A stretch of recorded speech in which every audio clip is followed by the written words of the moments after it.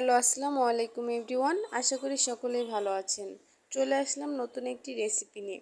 আজকে আমি আপনাদের দেখাবো কাঁচা আমের টক মিষ্টি ঝাল শরবত। এই শরবতটা যেমন তৃষ্ণা মেটাবে তেমন স্বাস্থ্যের জন্য খুব বেশি উপকারী। শরবত বানানোর জন্য আমি এখানে দুটো ফ্রেশ আম নিয়ে নিয়েছি। এবার এটার চামড়া ছিলে ছোট করে কেটে নেব। শরবত বানানোর জন্য সকল উপকরণ আমি নিয়ে নিয়েছি। আমগুলো ঠিক এভাবে কেটে নিয়েছি। এবার আমি একটা ব্লেন্ডার জার নিয়ে নিলাম। এবার একে একে সবগুলো উপকরণ এখানে দিয়ে দিব।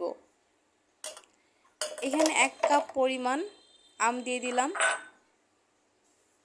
আমটা কেটে ধুয়ে খুব ভালোভাবে ফ্রেশ করে নিয়েছি। দিয়ে দিচ্ছি 1 টেবিল চামচ পরিমাণ চিনি। 1 কাপ আমের জন্য 1 টেবিল চামচ পরিমাণ চিনি যথেষ্ট। এবার দিচ্ছি একটা লেবুর রসের পুরোটা। ঝালের জন্য দিচ্ছি 2টো কাঁচামরিচ। শরবতে যেন সুন্দর একটা ফ্লেভার আসে এর জন্য দিচ্ছি ধনিয়া পাতা। তবে আপনারা এখানে চাইলে পুদিনা পাতাটাও ব্যবহার করতে পারেন।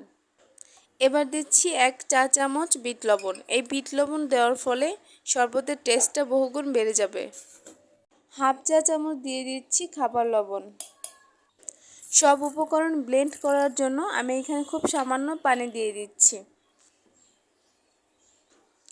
এবার আমি 30 সেকেন্ড করে 2 থেকে 3 বার ব্লেন্ড করে নেব।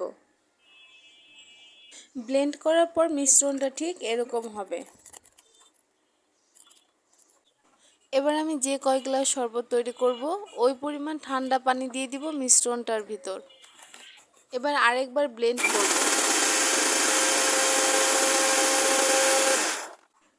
তৈরি হয়ে গেল প্রাণ ঠান্ডা হওয়ার মতো মজাদার আমের শরবত। বাসায় একবার হলেও ট্রাই করে দেখতে পারেন এই আমের শরবতটা। আশা করি ভালোই লাগবে। আজ এই পর্যন্তই। ফিরে আসবো নতুন কোনো রেসিপি নিয়ে। সেই পর্যন্ত সুস্থ এবং ভালো থাকেন।